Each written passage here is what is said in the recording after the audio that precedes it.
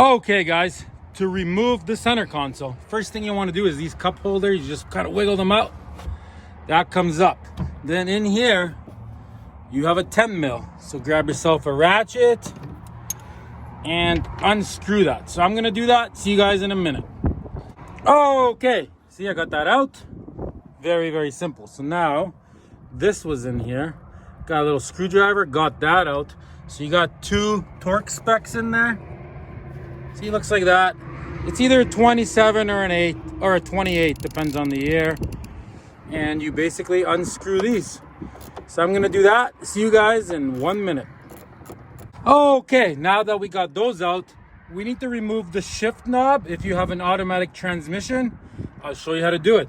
So you basically put it in neutral. So turn your key, put the brake on so your vehicle doesn't roll. Put it in neutral and then you just pull on it. Watch this. Okay, I'm gonna show you how to remove this. Don't hit yourself in the face. And that is it, guys. You just yank it off just like that. It pops right off. Okay, so now you should be able to pop this plate out. Keep it in neutral though, so you have room. You don't wreck these things inside. And you can pop this one out too. See, look. See, just pops out. And this one, it also pops right out. I'm gonna just use both my hands to pop it out. Hang on. Okay, see, just like that. And then this, you can gently pull it off, but you gotta unplug that first. See that? So I'm gonna go ahead and do that. Okay, see, there it is. It's just a light bulb, so I just wiggle it out, see? That just lights this up to let you know what gear you're in. So now this will come right off. See, just like that. Okay, now that you got that off, see right here, you got a 10 mil. So I'm gonna unscrew that. See you guys in a minute. Oh yeah, and I put the vehicle back in park. So put it back in park so it doesn't roll on you. And later when you go to start it, you're gonna be like, why isn't it starting? It's broken. It's because you didn't put it back in park.